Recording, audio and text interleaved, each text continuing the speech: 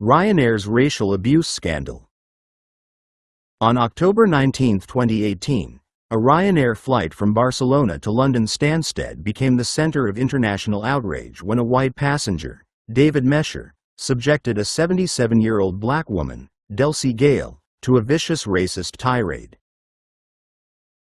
The incident, captured on video and shared widely on social media, exposed not only the persistence of racial hatred but also Ryanair's controversial handling of the situation.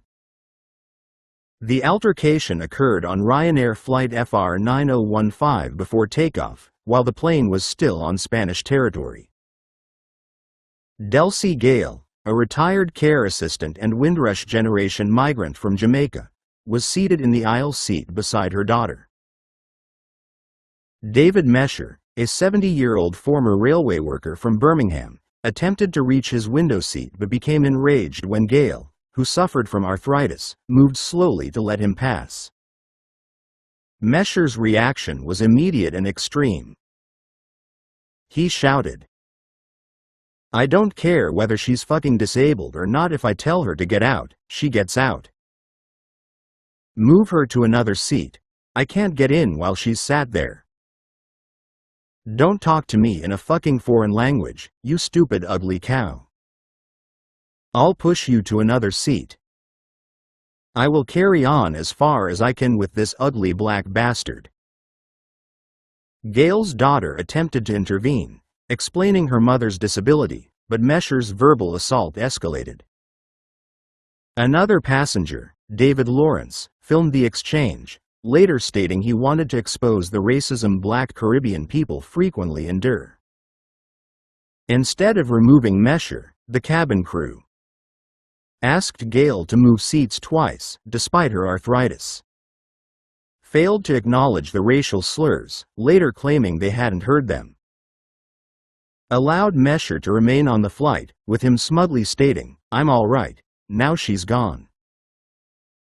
The crew's response was widely condemned, with critics arguing that Ryanair effectively prioritized the comfort of a racist passenger over the dignity and safety of a black elderly woman.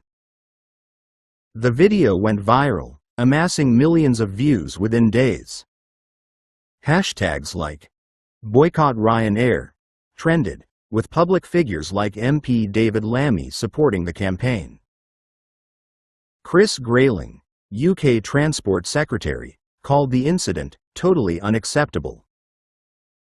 Carl Turner MP demanded Mesher be removed and arrested, criticizing jurisdictional loopholes. Don Butler MP accused Ryanair of empowering a racist.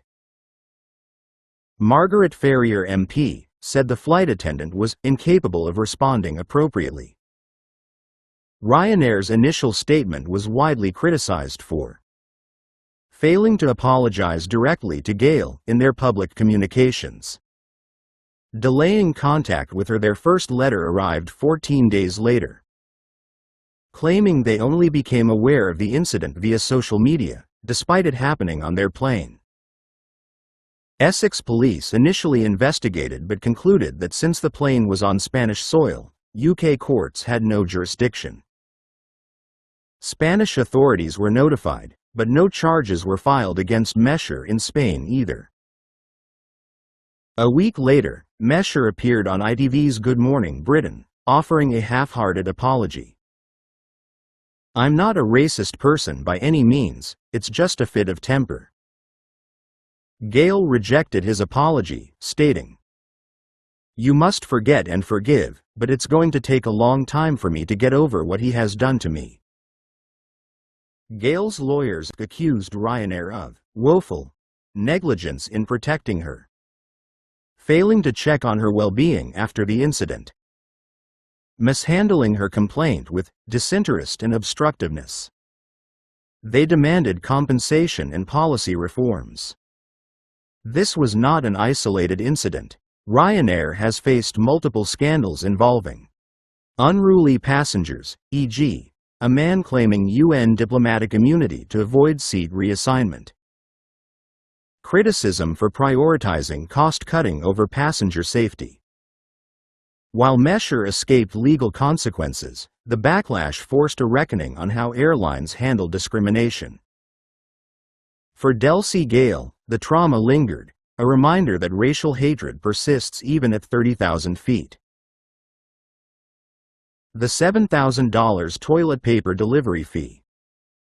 On March 2, 2018, Barbara Carroll, a building manager from Berkeley Lake, Georgia, ordered 3 cartons of Palm toilet paper through Amazon for her office buildings. The total cost of the toilet paper was a reasonable $88.17. However, when she checked her bank statement a few days later, she was stunned to discover a charge of $7,543.17, which included the exorbitant shipping fee of $7,455. This shocking discrepancy prompted Carroll to investigate further into her order history on Amazon, where she confirmed the breakdown of the charges: $88.17 for the toilet paper and $7,455 for delivery. The incident underscores the significant role that third-party sellers play in Amazon's marketplace. Less than 50% of items sold on Amazon are directly from the company. The majority come from third-party vendors who utilize Amazon's platform to reach customers. In Carroll's case, the seller was identified as the Ideal Store, which was responsible for the shipping charges. Carroll, who was a longtime Amazon Prime member, assumed that her order would qualify for free 2-day shipping, a benefit typically extended to Prime members.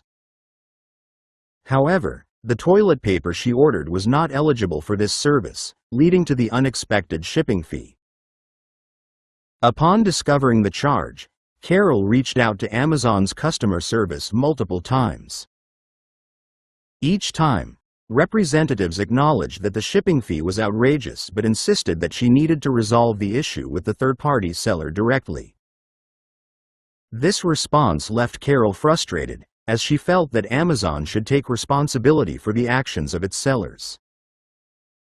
Despite her efforts to contact the Ideal Store, she received no response, further complicating her situation. After weeks of back-and-forth communication, Carroll finally received a refund for the shipping charge and the cost of the toilet paper on May 23, 2018, more than 2 months after the initial order. Amazon's finance team contacted her to confirm that the funds would be returned to her account shortly. Carroll expressed relief at the resolution but also disappointment in the customer service experience, noting that she had to escalate her issue to local news outlets before receiving the attention it warranted. 2018 Google employee walkouts. In 2018, Google experienced a significant upheaval within its workforce, culminating in a massive employee walkout that highlighted deep-seated issues regarding the company's handling of sexual harassment claims. This event was not only a response to specific incidents but also part of a broader cultural reckoning within the tech industry, influenced by the #MeToo movement. The walkout, which took place on November 1, 2018, saw over 20,000 employees across various global offices participate, demanding systemic changes to how the company addressed sexual misconduct. The catalyst for the walkout was a bombshell report published by the New York Times on October 25, 2018. This article revealed that Google had granted a $90 million severance package to Andy Rubin, the creator of Android, after he was accused of sexual misconduct. The report detailed how Rubin had left the company in 2014 following a credible complaint from a female employee who alleged that he coerced her into performing oral sex. Despite the severity of the allegations, Google had previously downplayed the circumstances of his departure, framing it as a voluntary exit rather than a forced resignation due to misconduct. The revelations sparked outrage among employees, who felt that the company's actions demonstrated a troubling pattern of protecting powerful executives at the expense of victims. Many employees were particularly incensed that Rubin, despite being accused of serious misconduct, received such a generous exit package, while other employees faced harsher consequences for lesser infractions. In response to the growing discontent, Google employees organized a walkout to demand accountability and reform. The protest was characterized by its global scale, with employees in cities such as San Francisco, London, and Singapore participating. Protesters chanted slogans like, "Stand up," "Fight back," and held signs that read, "Time's up," and "Don't be evil, protect victims, not harassers." This collective action was a clear message that employees were no longer willing to tolerate a culture that prioritized the reputations of executives over the safety and dignity of workers. The demands articulated during the walkout included ending forced arbitration. Employees called for an end to the practice of mandatory arbitration for sexual harassment claims, which often kept such cases out of public view and limited employees' ability to speak out. Transparency in reporting.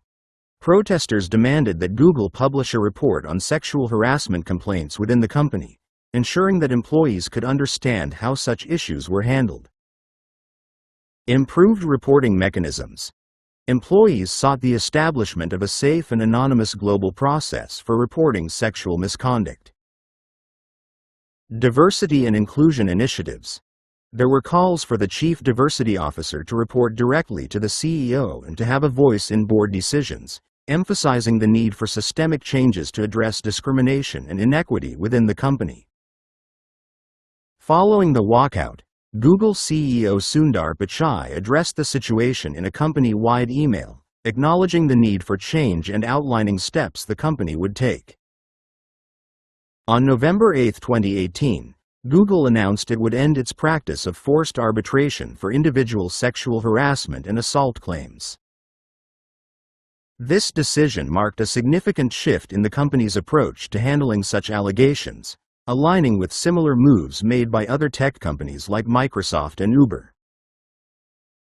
Pichai's email also indicated that Google would overhaul its reporting processes for harassment and assault, promising greater transparency and accountability. He stated, "As CEO, I take this responsibility very seriously and I'm committed to making the changes we need to improve." However, while these changes were welcomed by many, they did not fully address all employee demands. For instance, Google did not commit to making its internal harassment reports public or including temporary workers and contractors in the new policies. The 2018 walkout at Google was not just a moment of protest, it represented a significant cultural shift within the tech industry. The event underscored the growing willingness of employees to challenge corporate practices that they viewed as unjust or harmful. The walkout was part of a larger trend of activism within Silicon Valley, where employees began to hold their companies accountable for issues ranging from sexual harassment to ethical concerns regarding business practices. The aftermath of the walkout saw a ripple effect throughout the tech industry, as other companies began to reconsider their own policies regarding sexual harassment and workplace culture. The visibility of the protest and the demands made by Google employees prompted discussions about the need for systemic change in how tech companies address issues of discrimination and harassment. The 2009 Domino's scandal. In April 2009, a shocking incident involving two Domino's employees in Conover, North Carolina, sent ripples through the fast food industry and sparked a significant public relations crisis for the pizza giant. The employees, Christy Hammonds and Michael Setzer, filmed themselves engaging in grotesque and unsanitary behavior while preparing food, ultimately leading to felony charges, widespread media coverage, and a re-evaluation of the company's practices. The scandal began when Hammonds and Setzer decided to film a prank in the kitchen of their Domino's franchise. In the video, which they later posted on YouTube, Setzer was seen preparing sandwiches while engaging in a series of disgusting acts. These included putting cheese up his nose, using nasal mucus on the sandwiches, and making other unsanitary gestures that blatantly violated health codes. Hammonds, who filmed the incident, provided a narration that added a layer of mockery to the grotesque display, stating, "In about 5 minutes it'll be sent out on delivery where somebody will be eating these, yes, eating them," and little did they know that cheese was in his nose. The video quickly went viral, garnering over 1 million views within days. It became a focal point of disgust and outrage, not only among Domino's customers but also across social media platforms. The graphic nature of the video prompted immediate backlash, as viewers expressed their horror at the thought of consuming food prepared under such conditions. Upon learning about the video, Domino's executives were blindsided by the actions of their employees. Tim McIntyre, a spokesperson for the company, described the situation as a nightmare, stating, "We got blindsided by 2 idiots with a video camera and an awful idea." The company took swift action to mitigate the damage. Domino's utilized digital images from the video to identify Hammonds and Setzer. Once confirmed, the company contacted the franchise owner, who promptly fired both employees. The company involved local health authorities and police, filing charges against the two for delivering prohibited foods. The health department advised the franchise owner to discard all open food containers, resulting in significant financial losses for the business. Rather than issuing a formal press release, Domino's opted for a more measured approach. They engaged with customers and the media directly, emphasizing that the actions of the employees did not reflect the company's values. This strategy aimed to control the narrative and prevent further spread of the video. 3 days after the incident, Domino's released its own video featuring company president Patrick Doyle. In this unscripted video, Doyle expressed his anger and disappointment, reinforcing the company's commitment to customer trust. The video was strategically titled to ensure it appeared at the top of search results when users looked for the original video, effectively redirecting the conversation. Despite Domino's efforts to manage the crisis, the damage was significant.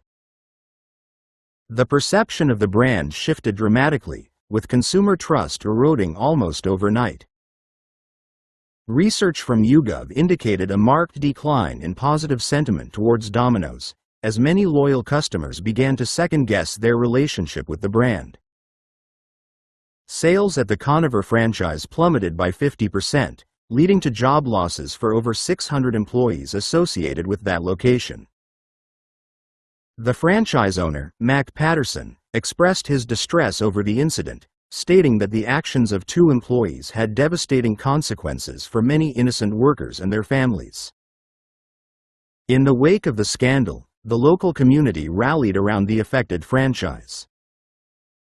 Support from local residents, including Hickory's mayor, who publicly purchased pizzas from the store, helped to mitigate some of the backlash.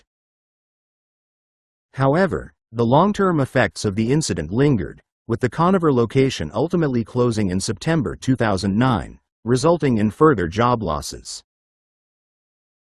Hammonds and Setzer faced legal repercussions for their actions. They were charged with felony counts related to food tampering, and while they claimed the video was intended as a prank, the seriousness of their actions was not lost on the legal system. The incident served as a stark reminder of the potential consequences of irresponsible behavior in the food service industry.